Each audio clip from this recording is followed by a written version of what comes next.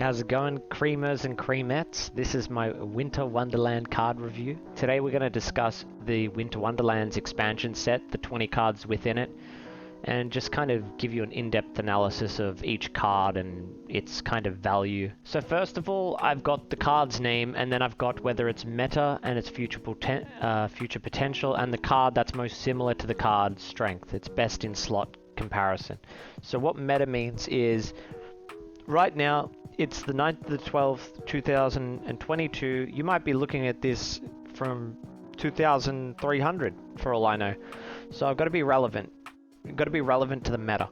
If the card is not fitting the meta and it doesn't fit the meta for the next 3 to 6 months, then you're holding on to bricks. So one thing I have to state, I'm not a financial advisor. Really do your own research. This shit is just like, if I jump off a bridge, don't follow me because I jumped off a bridge. Don't go, okay, it must be a good idea because this one guy did it. Analyze it. How high is the bridge? What's the gain of jumping off the bridge? Do your own research, right? Figure it out. Is it really worth getting this? Is it not? All I'm here to do is entertain. Without further ado, we have the Woodcutter Imp. It is a 2 mana 3/3 nether with God Blitz. After this creature attacks, your god takes damage equal to the damage dealt. We were thinking, what will this replace in the 2 mana slot that we already have? So Warmonger Smith would be best in slot, right?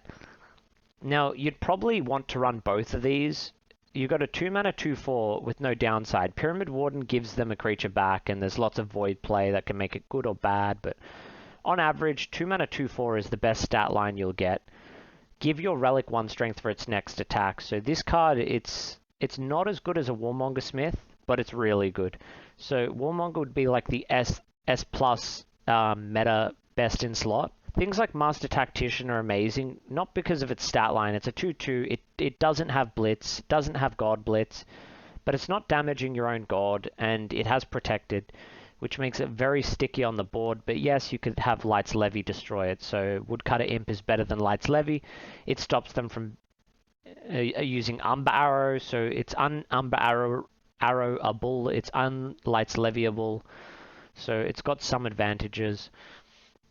Now look at the comparison. Wolf Cult is a 4 mana 3/3 because you've got to empower it. It's got Twin Strike though, but yeah. You're getting like almost 4 mana worth of stat value. Yeah, you don't get the Twin Strike, but it's not often a 3 health creature survives 2 attacks, but yeah. I'm a very big fan of this Woodcutter Imp, but I don't think it's better than Wolf Cult. But Wolf Cult's really a 4 mana card, but it is a 2 mana slot, you know? But yeah, so it's between Wolf Cult, Tactician, Warmonger Smith. Even Velka's Captain can be useful because it gives you a weapon, right? You can get a 2-attack relic and a 3/2, which is a 5/2. It's pretty good, and you can trade it 2 separate ways because the Velka's Captain can swing a creature on the left, the weapon can swing a creature on the right. So you get double the favor potentially going face, and you can trade out better. So Velka's Captain's also a really good 2-drop. The lack of health means Axewoman can kill it, whereas if you raw dropped a Woodcutter Imp and there was nothing on your opponent's board, you can go God Blitz face. And being able to go God Blitz face with your Woodcutter Imp early game is so good. The utility of that alone is amazing, right? You can't do that with the Warmonger, you can't do that with Velkas, you can't do that with any 2 mana drop. Tavern Brawler is a 2/3 with Blitz, so the Woodcutter Imp actually replaces this. It's way better at controlling the board than a Tavern Brawler. I would say Woodcutter is literally like the S plus tier. It is not as good as a Warmonger because it doesn't give the relic strength, and the Warmonger can actually survive the creature's attack, but it is close. It is very close to that. Pyramid Warden's another one. I guess this creature would trade 1/1 with the Pyramid Warden over the course of 2 turns, so Pyramid Warden is still a little bit better. So I guess we'd run the Pyramid Warden as the comparison. So okay, so Pyramid Warden's best in slot. In the meta, I'd say it's an S. So we've got Woodcutter Imp as an S, S+. Pyramid Warden is the best in slot, just above it. It is a nether, which is weird. It's not a Viking. It needs to be stated, but the card art is really cool. Your god also takes equal damage, so it's not like a Pyramid Warden. Yeah, they get a creature back. So there's some downside, but early game, you don't care about your health, especially in aggro war. So Frozen Rest is an interesting one.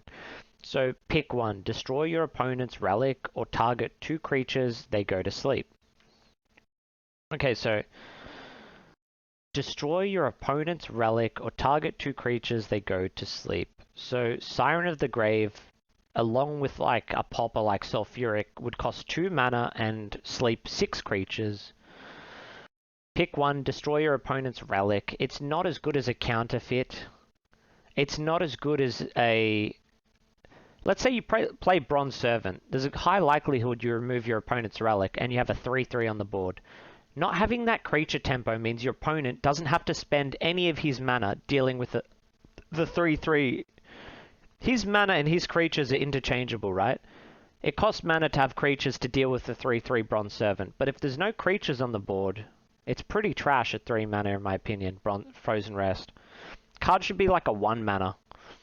Spellbound is 1 mana, put 2 creatures to sleep. Why would I want to put 3? 3 mana, put 2 to sleep. In a control deck, late game, sure.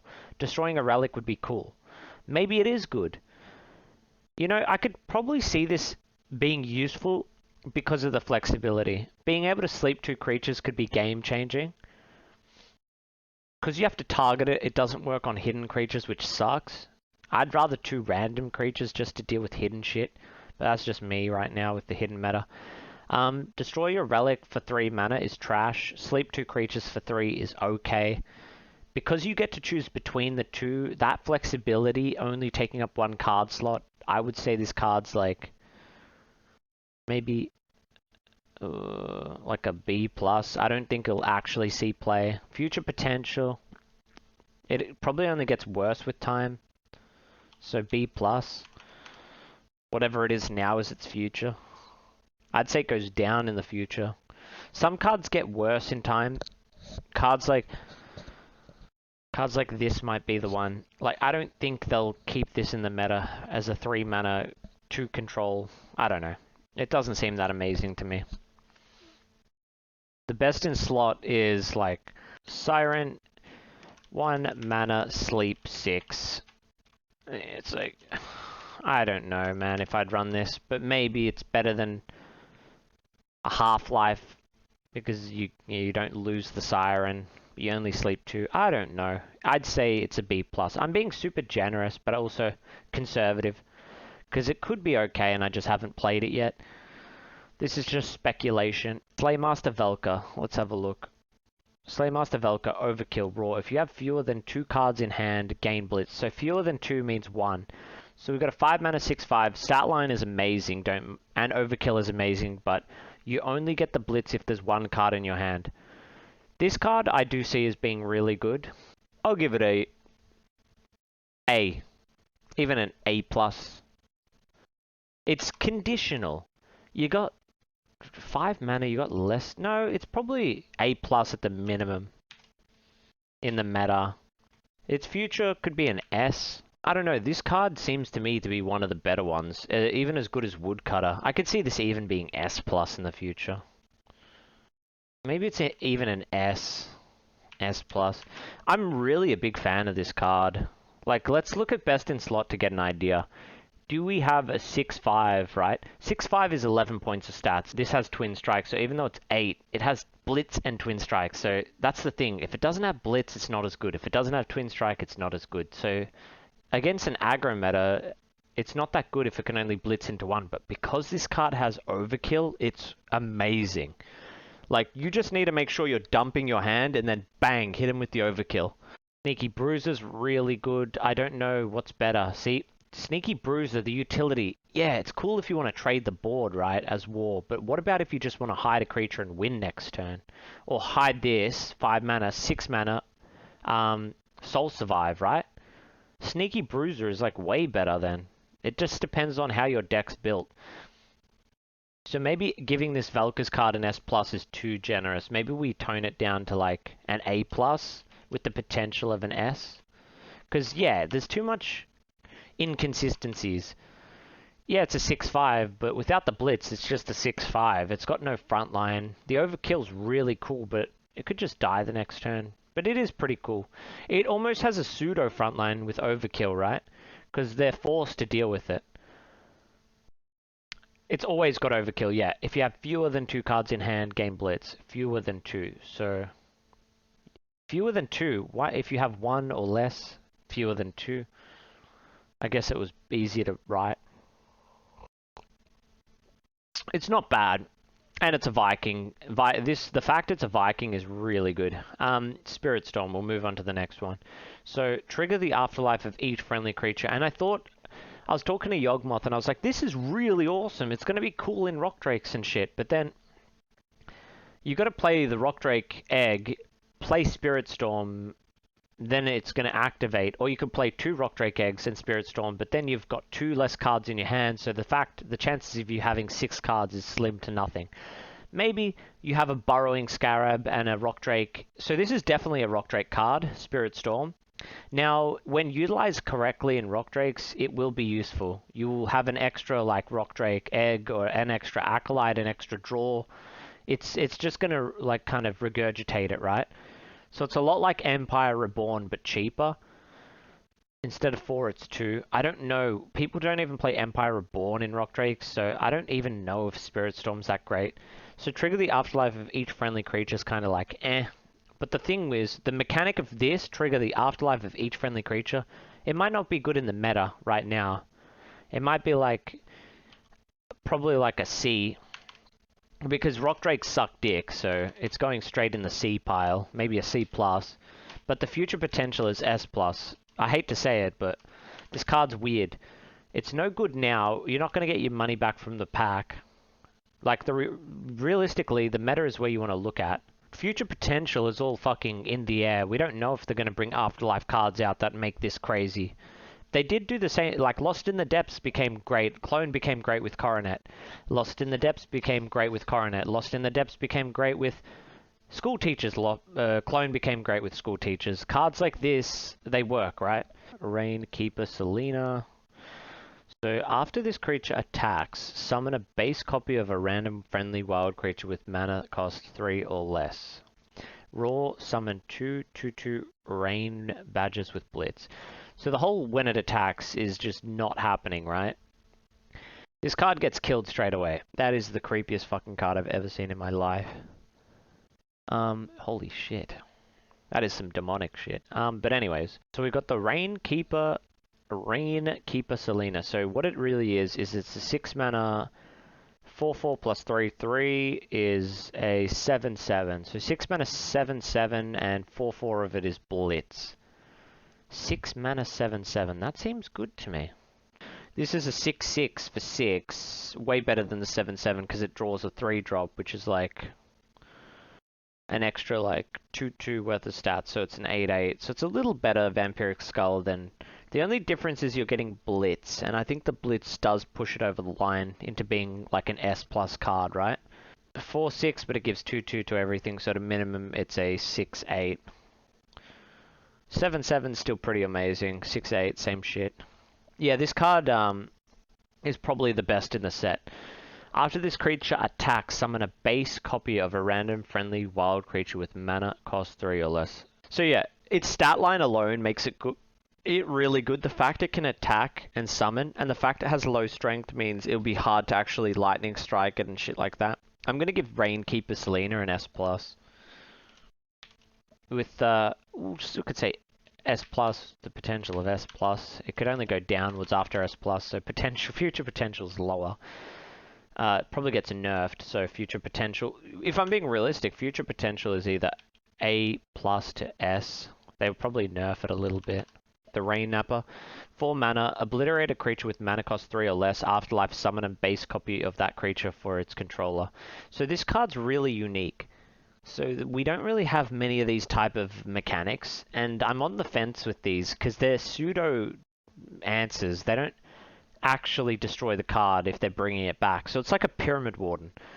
2/6 Pyramid Warden's amazing, but what takes away from that is when the creature actually comes back, but it's random. This, whatever it kills, it brings it back, so you can't get a shittier version.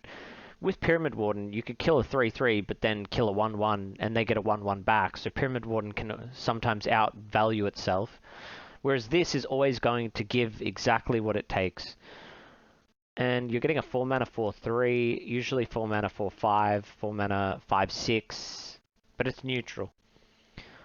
It could just be great as like a short-term answer to a problem.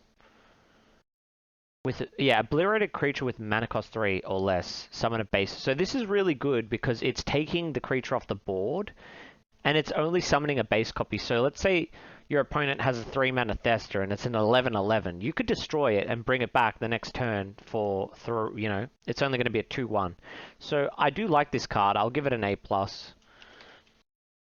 Future potential, it probably just goes down to like B. Some cards like I'm just thinking if a card's an A+ or an S+, it can only get worse over time because they'll nerf it. You know what I mean? The stronger a card is in the meta, the more future potential for a nerf, right? Then people aren't going to say, you know, Spirit Storm needs a nerf if no one's playing it. So it's a C+, and it'll go under the radar, and then it'll become an S+ later on. The cards that are shit now, some will stay shit forever, right? But some have unique mechanics. Like, when you're saying trigger all afterlifes, that means you can trigger 6 afterlifes, and that takes into account any card that comes out in the future that has anything to do with afterlife. That means they either have to think about Spirit Storm every second of every day when they're making a card, or, you know, they might just forget about it because no one plays it, no one talks about it, bang, without realizing you made some dumb afterlife that gets exploited with Spirit Storm. Potential. Who knows? It'll actually create a really cool afterlife meta. You know, like the sort of casino death. It's going to create more of a casino meta where you can bring back cards with crazy afterlives, like the 7 mana card, summon a legendary creature, afterlife. You can abuse that a little bit. But anyways, what's the best in slot for a 5-drop? I'd say Orcish Elite. For a 5-drop, it's also competing with Blade of Whiteplane. Now, I actually prefer the Slaymaster over Blade because Blade's not really giving you face damage. It's like board control, which is nice. But I mean, so is Slaymaster. A 6 damage, blitz, overkill. It's probably going to give you more board control at turn 5 than a Blade would. And you wouldn't want to play Blade and the Slaymaster together because card draw wipes it out from being useful. But then again, the odds of you drawing a 5-drop at a certain you know, turn 5 is not that high. Alright, Orfeo and Wonderland, 3 mana, deadly, hidden for 1 turn. After your opponent plays a creature, attack it. Afterlife, shuffle this creature into your deck. So, 3 mana Orfeo, but you get it back permanently, so you could... Yawgmoth made a good point. You can ping this creature and you've got infinite fatigue, right? And I think that's really cool. But the issue I have with it as well is someone brought it up in the chat. I can't remember who, but they were like, what happens if the creature has armor? Then it's just a dead card, right? And you've spent 3 mana to achieve nothing. So I don't see Orfeo and Wonderland being good in aggro or mid-range deception, only control. And even then it's debatable. So I'd give this card like, I don't know, maybe like a B or a C or a B-. I don't fucking know. It's like, eh. Future potential, maybe B. Comparably, it's hard to compare to. What else do we have? Palace's Wonder Wagon. Okay, so it's a 4 mana 3/6. Frontline, after a spell is cast, swap this creature's strength and health. This is really interesting. Yeah, I think this is really strong. Like, people thought it was really shit because you can swap it. But the first spell swaps it, the second spell actually deals with it. So you need 2 spells to really deal with it. Or a spell and a creature. It's still really awkward to deal with. I think this card's really good. I'd give this like an A+, with, yeah, potential of only going down. A. If we're looking at 4 mana 3/6, that's 9 points of stats for 4 mana. The average is 4 mana 4/5, which is, I guess, not far off the Wonder Wagon, but less health. The fact it has Frontline, it's in its own category. The utility of Frontline is why I like it. If you're versing a creature-based deck and you have creatures and they have creatures and no one really has spells, or they have a Canopy Barrage, they hit the 6 and make it a 2, and then you've got a 2/3, right? So you still got a 2/3 Frontline, and that's even more annoying because the health was lower for a second, but now it's higher again. It's higher than the attack, right? So that's crazy. So you went from having 2 health, and then your 3 attack swapped into being 3 health, and then your 2 health became 2 attack. Now you got a 2-3. So you still got a really good front line. You've still gotten so much value out of the 4 mana card. I think it's a pretty good card, Palace's Wonder Wagon. I'd run it. It's literally got the same stat line as Storm Stress. Yes, it doesn't do 1 attack across the board, but it is 4 mana for the same stat line. I think it's really good. I give it an A+. Now, it could play out really poorly. Maybe there is some really cool spells that answer this, and I haven't thought of them. Okay, sure. Next on the list is Candy Chain.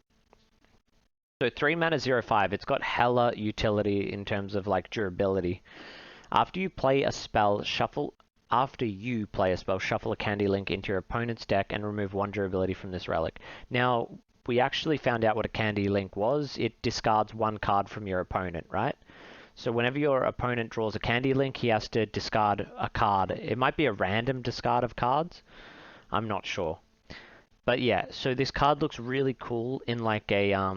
you couldn't play it in aggro deception. You couldn't really play it in mid-range. It's not even in control, really. Like, removing 5 of your opponent's cards is cool.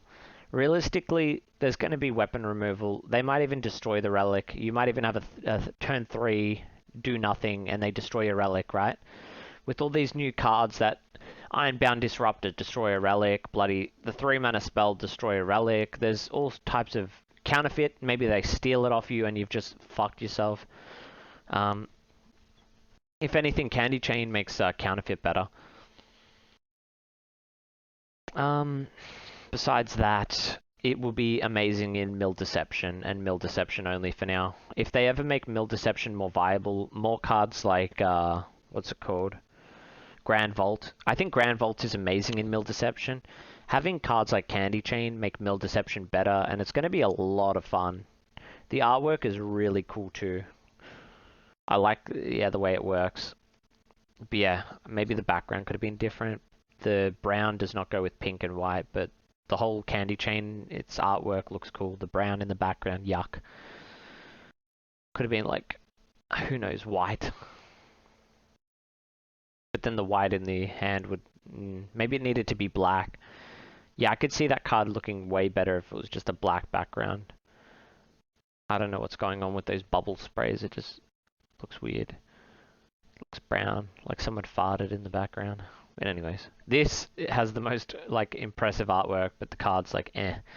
But yeah, Candy Chain, I'd give it like D. D's like my lowest. D's like unplayable in the meta. Future potential, it could be like an S+. Not even, probably just like A. If Mill Deception becomes a thing, it'd be meta. But Mill Deception's kind of eh. Avalanche Watcher. Candy Chain doesn't really have comparison. It's a weird as card. I can't even be fucked with these comparisons. They only really work on creatures. When you go into utility, things become technical, but a Spirit Storm doesn't really have a good comparison. It's like trigger an Afterlife, you've got the 3 mana card, but at the same time, it gives you a creature on the board, so I guess I could add that later. I'm being lazy, aren't I? So this is just a shittier Dearly Departed, right? The Rain Napper, quite literally. Is it just a shittier version? Yeah. Wow. Okay, so they just made like... Yeah, okay. Well, I really don't like it now. Rain Napper's like, in the meta, I'd say it's like a C, because you've got just a 1 mana cheaper version. You know what I mean? Like, why are you playing the more expensive version to get the same results for an extra 2 attack? Like, suck my dick. Not worth. Orfeo in Wonderland, or let's go with just Orfeo is better, because he's 0 cost. Palace's Wonder Wagon, I'd say it's best in slot. Is it Wonder? What do we have? Candy Chain, anything. Any 3 mana weapon, it's probably the worst. I don't know. It's probably not the worst, but it's pretty useless. It's only good in control versus control, which is not flexible. So Avalanche Watcher on its own is pretty useless. Everyone's like, oh my god, this card is amazing. And I'm like, it's like poorly statted any mana drop. Okay, so let's look at 0 mana cards. Okay, it's good for a 0 mana 0/1, sure. Let's look at 1 mana cards. It's a 1 mana 1/2. Okay, well every 1 mana card is either a 2/2 or a 2/3 and has some cool utility. Ooh, backline. The only utility it's got hidden away is the fact it's Atlantean. That's the only reason I haven't sold this card off, like, completely as a trash card, is it's Atlantean, right? So because it's Atlantean, I give it some value. Expend all of your available mana. This creature gains 1/1 for each mana expended. Okay, cool. It's a good cheese holer. Cheese holing means like you don't want to end up with like a 2 mana Pyramid Warden on turn 3 because you're left with 1 mana unutilized. You'd want a Wild Hog and a Pyramid Warden, so you're using up all the mana and you're getting more value in the same amount of time. Now this is good because instead of being stuck with that, 2/6, you've got a 3/3 instead. Cool. It just gets hunting trapped nonetheless, dude. Well, no, it doesn't, because it's got an extra 1 health, thank god. So it's actually a 3/4 for 3 mana. You know what? It's actually pretty awesome. Because I forgot, I kept forgetting that it gains that extra health. It's not a 0/0, so technically it's like a 1 mana 1/2. Yeah, it's still a 1 mana 1/2. 2 mana 2/3, 3 mana 3/4. It's pretty well balanced. And if Atlanteans ever becomes good, it's pretty awesome. But it is magic only, and magic Atlanteans are like a fucking D or C, so in the meta it's like, let's say it's a C+. It's probably one of the better Atlanteans. Maybe I'd even give it a B. Its future potential could be an S+, like quite literally. I'd say it's like, it's average. Everything. Every vanilla drop. Vanilla drop. So what a vanilla drop is, you've got your Wild Hog is a 1 mana 2/3, so better than that. You've got your 2 mana vanilla drops. Used to be the Skeleton Heavy, which was a 2 mana 2/4. Now the vanilla drop's like a 2 mana 2/3. And this is a 2 mana 2/3, so it's exactly as good as a vanilla drop and never better than a Pyramid Warden. So yeah, it's just like, it's as good as a vanilla drop, but not better. It has backline, so maybe you could say it's technically better than vanillas, but since it's between 1 and 9 mana, I'm not going to compare it to every card in the game. But yeah, Curious Wandercats. So if you're if you're building your deck and you don't run relics, this card's amazing. Because it's just a 3 mana 4/3, but you can destroy a relic as well. So I'd give this card an A+, because you get to control what's in your deck, so your opponent's like, shit, man, I have to get rid of this card or I'm dealing with no relics for the rest of my game. Future potential, I'd say, is A. I reckon it gets nerfed. But yeah, I'd say it's not best in slot for 3 drops, but it's a decent stat line. The problem is, yes, it's best in slot as a weapon removal, so I'd say it's almost BIS weapon removal. Not... Yeah, if you're looking for weapon removal, this is probably best in slot for an aggro deck. So I'd say, yeah, pretty awesome. Now, Guiding Light is an interesting one. I think in the meta it's like maybe a C. But its potential is S+. So this card's something that if it was really cheap, I would whale. Because over time, the Chosen One archetype can only get better because it's not strong, so they're only going to buff it up over time. So I see cards like this getting better over time. Draw the Chosen One from your deck. Let's say you only run the Chosen One. I used to run a deck that was only Osiris, and any buff you gave to him when he dies, he comes back with it. And so you could just keep bringing him back stronger and stronger. You could give him Frontline, and he'd come back with Frontline. So cards like this were amazing, because he gets shuffled randomly into your deck. So the more cards you have to pull Osiris, the better he becomes, right? Pretty fun. So really cool, and I look forward to building an Osiris deck with this card. All the Chosen One cards are kind of shit, so it's just like a C. It's best in slot. I'd say it's almost like a best in slot Chosen One. BIS Chosen. Chosen One card. It's one of. There's, I don't know. Chosen One's like a combo deck. It's like no one card's better than the other. They all kind of incorporate the deck. So I'd just say it is best in slot in a Chosen One deck. Like, it's going to be auto-included. That's the main point. So this card's shitty, but potential is amazing. These cards are usually the best to buy off secondhand marketplaces at super cheap prices, because people don't have the vision. They're like, oh, this card sucks right now, so I'm going to sell it cheap and at least get something for it. And then you gobble it up for like 10 cents a piece, and then the deck becomes like the best thing to play in weekend ranked. And all the sweaters are like, I want the best weekend ranked, and I'm willing to pay out the ass. And then this 10-cent card sells for $1, and it's like, you didn't make a ton, but you made like 90 cents per card. You buy 1,000 cards, you made $9,000, you know? That sort of vibe. Then again, there's not even 9,000 players, but you get the idea. These kind of shitty cards can sometimes pull back. But this one's really shitty, and it's not going to be good until the next Chosen One expansion. It's like, this is going to be shit for a year, so I wouldn't even be too crazy about buying it. But yeah, just an idea. Thought Heart. So, obliterate your opponent's void. For each creature obliterated, your god heals for 1. This card is, I'd say, an S+. It's not crazy good, but I'd say S+, and it's going to get nerfed to like an A+. But yeah, I'd say its closest is Gleamweaver. So that's the competitor. So the difference is this costs double what a Gleamweaver costs, and you don't get the 2/2 stats on the board. So to some degree, it's shit. It's not good in aggro, right? Yeah, sure, you could heal your god, but like, yeah, you've obliterated their void, but like 70% of decks don't have void hate. It goes well with the Pyramid Warden.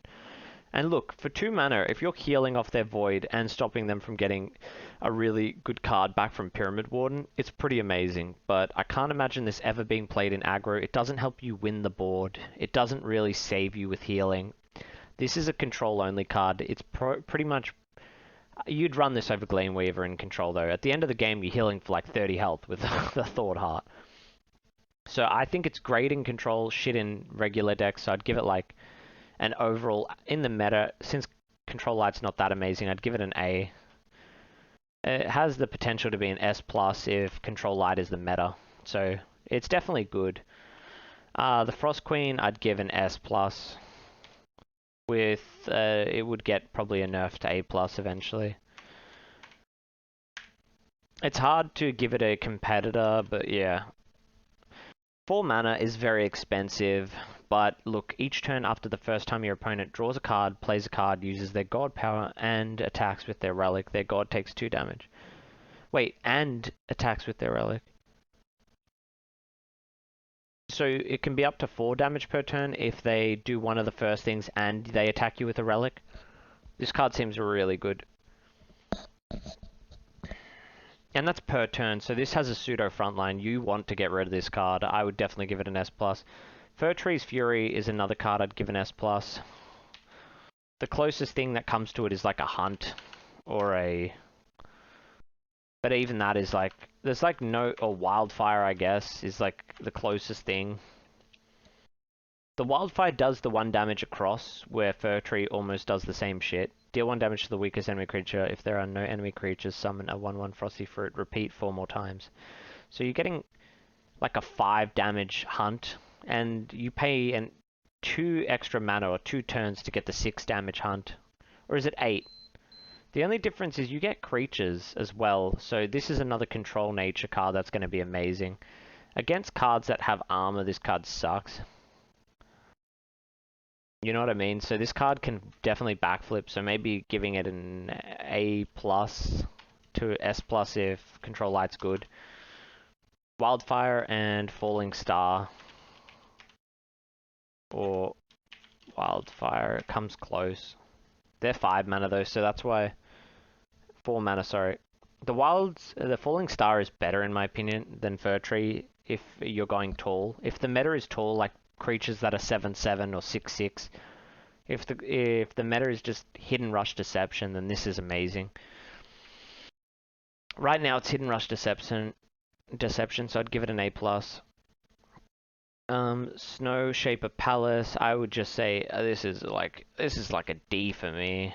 Future potential, maybe an A+, because it's a legendary and they'll buff it.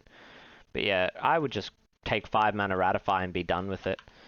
Like, you could argue so much for it, hypothetically, but in the reality, it's 6 mana on turn 6. Like, 5 mana, next turn is 5.5, next turn is 6. It's 7 turns away from... It's 2 turns away from Ratify, which is turn 5, and can be played on turn 4. Sure, it's stuck on the board. The 0-1 is better than a 1-1 rat. It can't even attack, which is awesome. Don't get me wrong, I think this card has some crazy utility, and the fact you can use it multiple times is awesome, but if you can't get rid of a 6 mana 3/3 on turn 6, 6.5, or 7 with a coin, this is just like asking to be demagorgoned. I don't know. I just don't see this thing ever surviving a turn. I think 99% of the time it dies in a turn, and the 1% where it didn't, you're already going to win. So I'm just very much a fan of running Ratify, having something there to answer to whatever 6-drop they play that's huge, or 5-drop that you can't deal with because they've used Red Fume Serum, or they played that 6/6 gain 1/1 for every card in your hand, and it's like a 9/9 on 6 mana, and you're like, holy shit, I wish I had Ratify. I don't know, but maybe it's like having multiple Ratifiers, but you have to pay 2 extra turns, and when you're playing control, usually you want to slow aggro down, and if you're versing aggro and you're transforming some shitty 2-drop, 3-drop, and they're like 5 wide on the board, it's like, you'd rather do it sooner than later. I don't know, they're both shitty options, but this is just a little slower, but maybe it's good, because it has future utilities. I might be wrong. You might be able to reduce the cost of it in a really long and boring game with Warp Engineer, and yeah, then you probably still lose it in 1 turn. I don't know. Don't think it's amazing. But, you know, they might buff it and make it better. Who knows? They might give it ward. If they give this ward, it changes everything. Because then if you're controlling the board of creatures, it won't die. They need like a blitz at least. There's a bit more conditionality in destroying it. Or a backline would be cool, but it's Magic. There's not many creatures in Magic. But yeah, if you had a big frontline creature, maybe it's good. Yeah, I'd say maybe. Maybe a B+. Maybe I'm being too harsh. Maybe I'll give it a B+. Mary Cadmus. Frontline, raw, pick 1. Pull a creature from the board to the top of its controller's deck, or give 2/2 to the chosen one. As a chosen one card, it's pretty shit, because the idea of the chosen one is you only want 1 creature in the deck, because the more you have, the more cluttered it becomes, and the less good it usually works. But yeah, as a 5 mana 3/4, the stat line's shit, frontline's nice to have. The pull a creature part is really cool. But pulling your own creature and then drawing it means that you don't have a draw the next turn. It's not like you're just drawing the creature you had on the board. Unless it's got a crazy raw mechanic, it can be kind of annoying to draw off your own board. And you don't really want to run multiple chosen ones, and the chosen ones don't usually have the best draws, but maybe it's good, I don't know. But pulling your opponent's creature off the top of the board and summoning a 3/4 makes this card really good. That's where things change, in my opinion. That's why I think this card is actually S+, because... But it's competitor's Wrong Path, right? Yeah, so what's this do? Oh, so Wrong Path can kind of be better. Pull an enemy creature to the top of your opponent's deck, draw a card. So you don't get a 3/4, but what would you rather have, draw a card or a 3/4? You wouldn't want to play this in control over Wrong Path because you'd want draw into your other combo pieces. And in aggro... Maybe you want the 3/4, but I'm not too crazy about this card. I'd give it like A. But I wouldn't even give it an A. I'd give it like a B+, because I'd rather play Wrong Path over the card. It's a mana cheaper. And it draws you a card, whereas this doesn't. It gives you a 3/4, but what's better, drawing a card or having a 3/4? Maybe it is an A. Maybe an A+, but I don't know. It's like a shittier Wrong Path to me. If Wrong Path was 5 mana, this card would be amazing, right? Or if this card was 4 mana, then it would be amazing. I think this card could get buffed to 4 mana and then actually be useful. Next in line is Winter's Bounty. Set your god's maximum health to 40, heal your god for 20. Very, very unique utility. I would give this card an A in the meta. It's good in control light nature, but is control nature great? Could be an S+. It reminds me of Compost Charm, I'd say is the best in slot. It's crazy because Compost Charm is 2 mana, and we're talking about a 6 mana card here. A 2 mana card's doing more than a 6 mana card. The only difference is you need 2 times Compost Charm, and that's where things get tricky in a card game, right? But you gotta remember, okay, you can run 2 of these, so that's a lot of healing, but it's not gonna stack up twice. At a certain point, it's a 6 mana heal for 20 on the second time you use it, which is good. But let's say it's turn 6, you've got no turn 6.5 out, you've healed yourself for 20, you'll take the extra 20 damage again. It will stall you a turn. It's almost like sleeping the board. I like it. I think it's a great control card. But I just think 2 Compost Charms is 4 mana, right? A single Compost Charm is 2 mana, heal your god for 10, and draw a card. So 2 Compost Charms would heal you for 20 for 4 mana, and for the same 4 mana, you'll draw 2 random nature cards. So you're getting this 6 mana value of healing for 20, and drawing 2 cards. The only difference is you can't set your god's health over 30. Now, everyone's like, but what about combo? How often are you running into combo, and the problem is, holy shit, you know?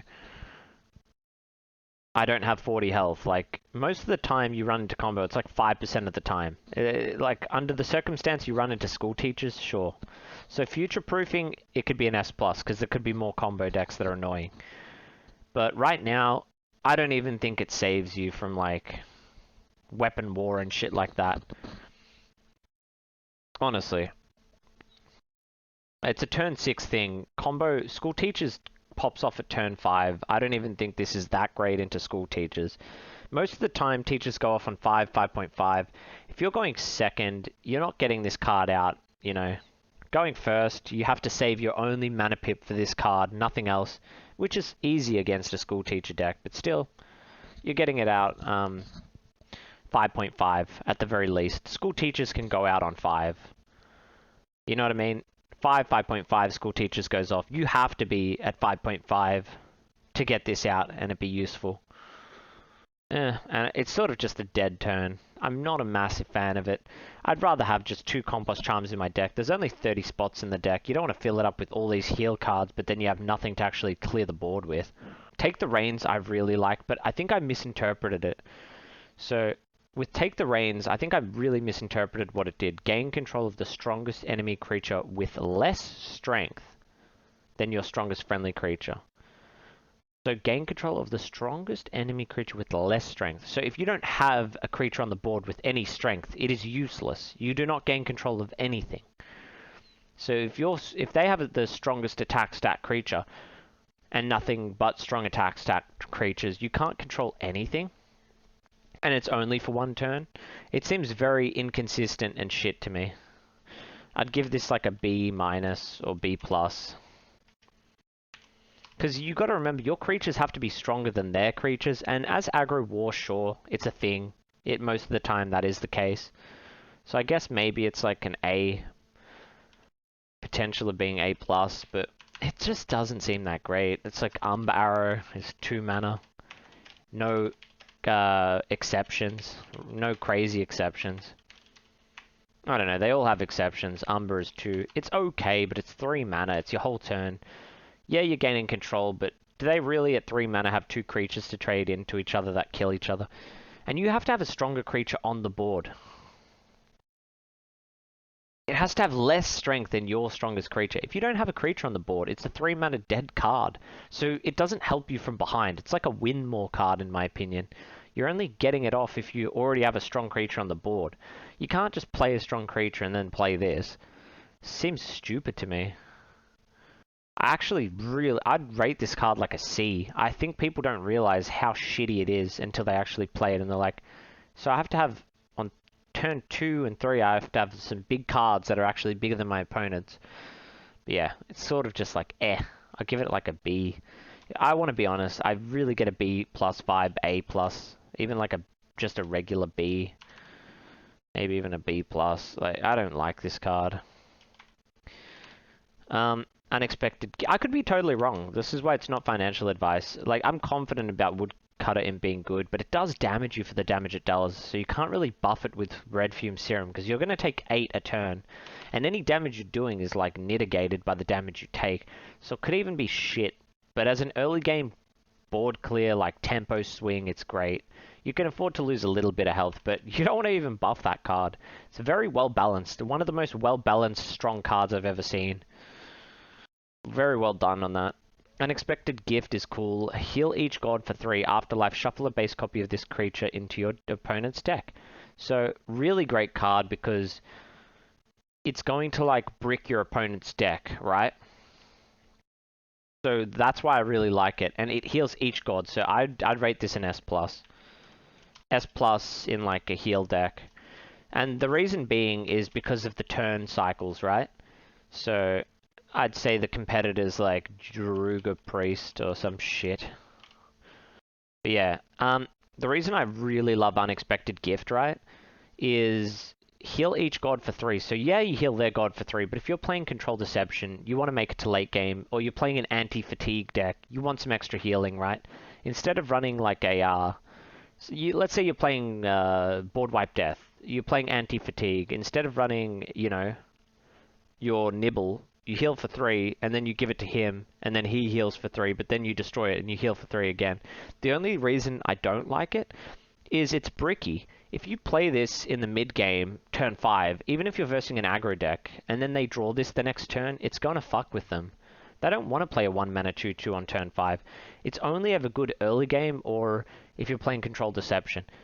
Even sometimes, let's say it's turn like 4 or 5, it's like, do you really want to just heal for 3? It's a good little tempo swing. It gives you a creature on the board. I like it early-ish game when you're just missing 3 health, and then at the very end as a fatigue mechanic. But it can be really weird because you're giving them an anti-fatigue mechanic too. But yeah. I guess you could play flip and keep it in your void, but yeah, it's really weird. Because it also bricks your deck when it goes... Once they've played it and you kill it, it then bricks your deck. And if you Umber Arrow it, kill it on your side of the board, it then goes back to their deck. It's like, is that what you want, to just brick them with 1 mana 3 heal? The stat line's really amazing for 1 mana, so it's obviously good. But, very weird card. I think the utility of how it can brick you, it's the same way a really good player knows when playing Board Wipe Death or any control deck. You don't play Jason on turn 2 with a mana pip. You don't play Jason on turn 3. Because if you play Jason early, you have to either pick really, you know, low mana cards, or you just destroy yourself because you'll start drawing 9 mana Polyhymnias that Jason built. You know what I mean? That Jason put into your deck on turn 4 and turn 5. Like, it's going to brick you. And I see this card as the same deal. It's like, when do you actually want to play Unexpected Gift? Because it will brick you. If your opponent kills it, and they draw it, that's going to brick them. So you got the heal off, you got the creature, and then you brick them. That's why I think it's really good as the person playing it, if they're trying to survive a fatigue game. But if... yeah... if that's not the case, and you're, yeah. So it's a good card. It is a good card. I do like it. But then let's say, yeah, you kill it, and it's like, it's only turn 6, and then you draw it as your turn 6 draw, and they've got a full board of shit, and it only costs them 1 mana to throw out. You're stuck drawing a 1 mana card on turn 6 as control. That's pretty hopeless, and you did that just so you could get 3 healing. So now, instead of having a good 6 mana Rapture Dance for next turn, you have a 1 mana heal 3, and you got an extra 3 healing, and a 4/4, so you got a 2 mana 4/4 heal 6. It's pretty decent, but is it really worth the trade-off of losing something more useful in mid to late game? I don't know, that's where I'm on the fence, but seems pretty decent. Because of its insane healing, I'd say it's good. It'd be cool if it was just a roar and there was no afterlife shit, but the afterlife makes it funny at least. It fucks the opponent up more so than you, because you got to think about it. They've got a higher chance of drawing it and it affecting them because they have to kill it. And then it becomes in their deck until they draw it, so yeah. When you draw it, it's usually useful to you. But then again, having a 1-drop can sometimes be annoying in any deck, but hard to say. Yeah, I'd say that's decent. I'd say that's my meta thing. So here's my breakdown of the cards. So we're looking at future potential. We've got 1 S, 2 S's, 3 S's, a couple A pluses. The majority of the cards are like Bs, A's, C's, D's, C's, B minus, C minus. There's not many great cards. There's like 4 great cards out of the 20, right? And the distribution's really interesting too, mind you.